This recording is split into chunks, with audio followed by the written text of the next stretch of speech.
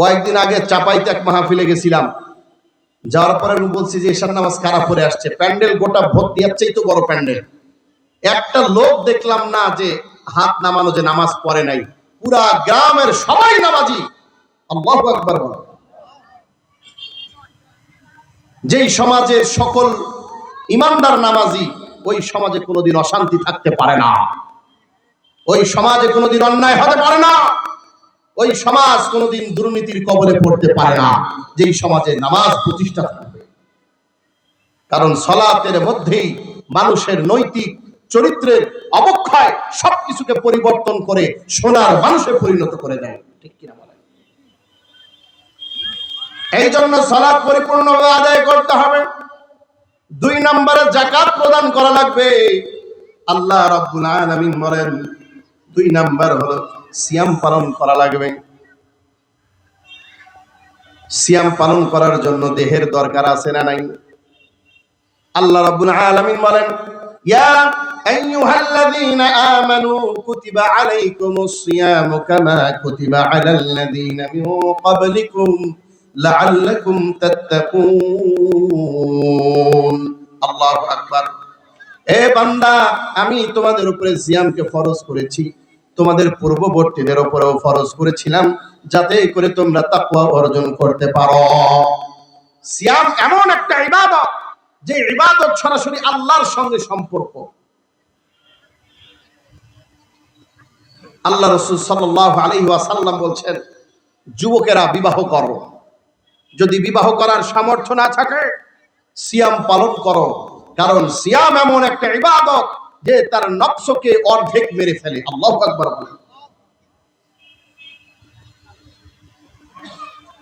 কোন বান্দা যদি আল্লাহর জন্য একদিন সিয়াম পালন করে ৭০ খরিফান, আল্লাহ তাআলা জাহান্নামকে ওই বান্দার কাছ থেকে ৭০ খরিফ দূরে সরায়া দেন।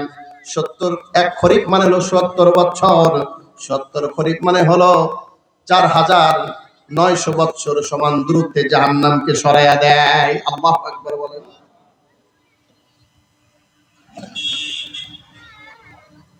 আজকে অনেক মুসলমান আছে, বালেগ হয়ে গেছে, রমজান মাসের সিয়াম পালন করেন, আছে না নেই? আমরা সিয়াম ফরজ রাখবো তো ইনশাআল্লাহ। এরপর যাকাত প্রদান করতে হবে।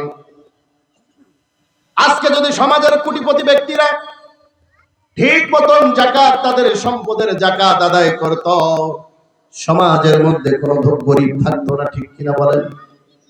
সমাজের মধ্যে কোনো দুর্নীতি থাকতো না, অভাব থাকতো না। আজকে আমরা সম্পদের পাহাড় গড়েছি, কিন্তু এই সম্পদগুলি সঠিকভাবে আমরা যাকাত আদায় করি না। আল্লাহ রাব্বুল আলামিন বলেন, قد أفلح المؤمنون الذين هم في صلاتهم خاشعون والذين هم عن اللغو معرضون والذين هم للزكاة فاعلون। ওই সমস্ত মুমিনরা সফল কাম, যারা তাদের যাকাতকে সঠিকভাবে আদায় করে, যাকাতকে সম্পাদন করে। আজকে মুমিন দাবি করে, ইমানদার দাবি করে, ঠিক মতন যাকাত দেই না, কিভাবে আমি সফল কাম হব? আল্লাহর দরবারে ধরা পড়তে হবে কিনা? হাসরের ময়দানে আপনার এই সম্পদগুলির হিসাব আল্লাহ রাব্বুল আলামিনকে না দেওয়া পর্যন্ত এক কদম সামনে আগাইতে পারবেন না।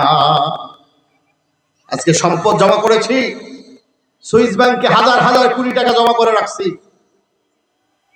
বাড়িতে ফকির আসলে ভিক্ষা পায় না, আছে না নাই? সাহায্যের জন্য যদি কেউ আসে, দূর দূর করে তাড়িয়ে দেয়, অথচ সামর্থ্যবান। আল্লাহর দরবারে হিসাব দেওয়া লাগবে, ঠিক কিনা বলেন? এই জন্য আসুন মুসলমান, আল্লাহর ইবাদত করব। দৈহিক ইবাদতের ৩ নাম্বার শাখা হলো যাকাত প্রদান করতে হবে। ৪ নম্বরে হজ কর্ম সম্পাদন করতে হবে। ওয়ালিল্লাহি আলান নাসি হিজ্জুল বাইত, আল্লাহর জন্য যারা হজ করে, হজ ফরজ হলে হজ করতে হবে। এরপরে কোরবানি করা লাগবে। আমাদের সমাজে অনেক ধনী ব্যক্তি আছে, কোরবানি করার সামর্থ্য আছে, কিন্তু কোরবানি করে না, ঠিক কিনা? কুল ইন্না সালাতি ওয়া নুসুকি ওয়া মাহইয়ায়া ওয়া মামাতি লিল্লাহি রাব্বিল আলামিন। আল্লাহু আকবার। হে নবী, আপনি বলুন, ইন্না সালাতি ওয়া নুসুকি ওয়া মাহইয়ায়া ওয়া মামাতি, নিশ্চয় আমার সালাত, আমার কুরবানি, আমার জীবন, আমার মরণ, লিল্লাহি রাব্বিল আলামিন, সব কিছু একমাত্র আল্লাহ রাব্বুল আলামিনের জন্য। অনেকে কোরবানি বাবার দরবারে বাবার নামে দেয়, আছে না নাই? কোরবানি কার জন্য? পীরের বাড়িতে নিয়ে মাজারে গিয়ে কোরবানি করলে কোরবানি হবে? কোরবানি হবে না। বেশি বেশি করে সাদকা করতে হবে। আমরা এখন দান করতে চাই না, দানের প্রশ্ন আসলে আমরা এড়িয়ে যাই, দান করতে চাই না। দান এমন একটা ইবাদত, আল্লাহ রাব্বুল আলামিন বলেন দানের কারণে বান্দার ঈমানের পরীক্ষা রয়েছে দানের মধ্যে। ইন্নামা তুদফিউ গাদাবার রাব্বি তাবারাকা ওয়া তাআলা, ইন্নামাস সাদাকাতু তুদফিউ গাদাবার রাব্বি তাবারাকা ওয়া তাআলা। বুখারী শরীফের হাদিস। গোপন দান বান্দা যখন দান করে, ওই দানের কারণে আল্লাহ রাব্বুল আলামিন তার গুনাহের কারণে যে গোসা করে থাকেন, ওই গোসাকে আল্লাহ তাআলার গোসা দানের কারণে ঠান্ডা হয়ে যায়। দানের কারণে বান্দা আল্লাহ রাব্বুল আলামিন বালা মুসিবত থেকে বিরত রাখেন, বালা মুসিবত থেকে হেফাজত করেন। এজন্য মুসলমান, ওয়াবুদুল্লাহ, আল্লাহ রাব্বুল আলামিনের ইবাদত করা লাগবে। এই সকল কর্মগুলো যদি আমরা পালন করি, হকুল্লাহ, যে বান্দার আল্লাহর হক রয়েছে, এই হকের মধ্যে আল্লাহর ইবাদত পরিপূর্ণভাবে আদায় হয়ে যাবে।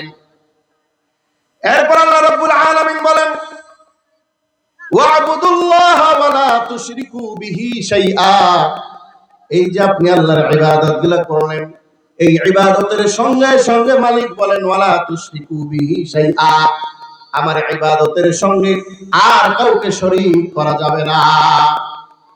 আপনি সালাত পড়বেন আল্লাহর জন্য, ওই সালাত যদি মানুষের জন্য হয়, ওই সালাত আল্লাহর দরবারে কবুল হবে না। দান করবেন আল্লাহর জন্য, ওই দান যদি মানুষকে দেখানোর জন্য হয়, ওই দান কোনোদিন কবুল হবে না।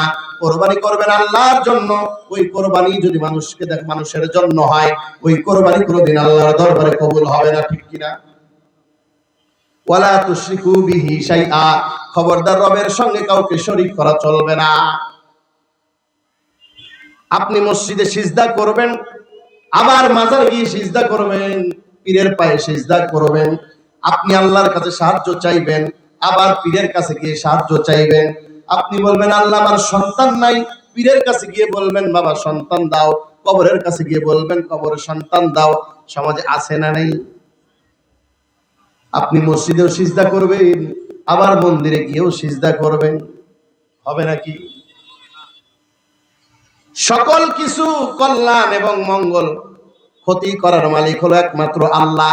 আল্লাহ ছাড়া যদি কাউকে ভালো মন্দের মালিক মনে করা হয়, সঙ্গে সঙ্গে তার ঈমান থাকবে না। وَنُنَزِّلُ مِنَ الْقُرْآنِ مَا هُوَ شِفَاءٌ وَرَحْمَةٌ لِلْمُؤْمِنِينَ।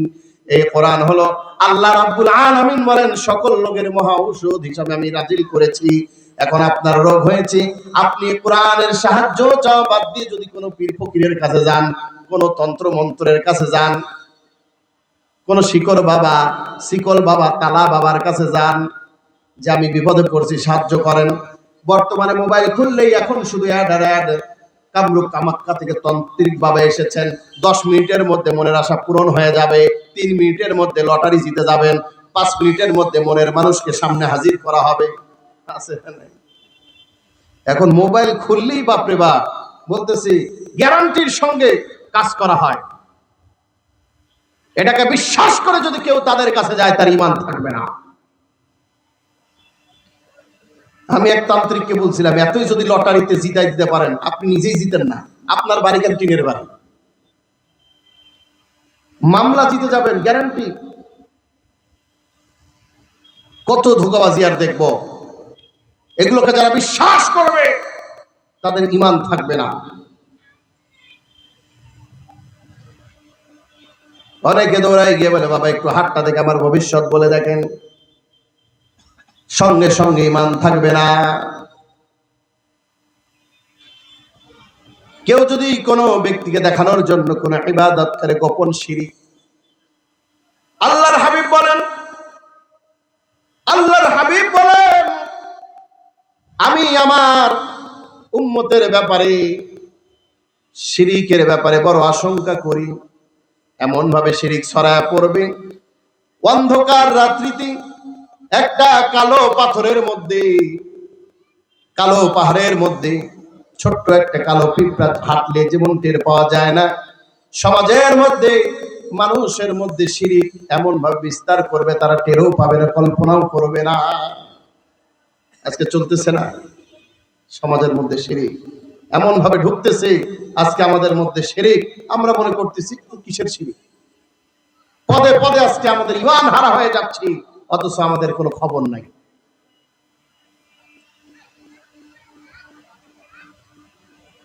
ওয়াবুদুল্লাহ ওয়া লা তুশরিকু বিহি শাইআ, আল্লাহর ইবাদতের সঙ্গে অন্য কাউকে শরীক করা যাবে না। আল্লাহর আনুগত্যের বাইরে যত আনুগত্য আছে, যত মানুষের জন্য হোক, সকল কিছু বর্জন করি, একমাত্র আল্লাহ রাব্বুল আলামিনের জন্যই আনুগত্যশীল হতে হবে। আপনি দুধ খেলেন, খাওয়ার পরে যদি আপনার পেটে ব্যথা হয়, আপনি যদি বলেন এই দুধ খাওয়ার কারণে আমার পেটের ব্যথা হলো, আপনি শিরক করলেন। দুধের কোন শক্তি আছে নাকি? কথা কয় না। শক্তি আছে। লা ইলাহা ইল্লাল্লাহর মানে হলো আল্লাহ ছাড়া মাখলুকের কোনো কিছু করার ক্ষমতা নাই। আল্লাহকে বাদ দিয়ে যে কোনো মাখলুককে আনুগত্য করবে, মেনে নেবে, তার কোনো ঈমান থাকবে না। এজন্য আসুন, সময় একেবারে শেষ। যে আয়াত দিয়ে কথা শুরু করেছিলাম, হকুল্লাহ এবং হকুল ইবাদ, আল্লাহর হক এবং বান্দার হক। আল্লাহর হক ওয়াবুদুল্লাহ ওয়া লা তুশরিকু বিহি শাইআ, আল্লাহর হক হলো বান্দা একমাত্র আল্লাহর ইবাদত করবে, তার ইবাদতে অন্য কাউকে শরীক করবে না।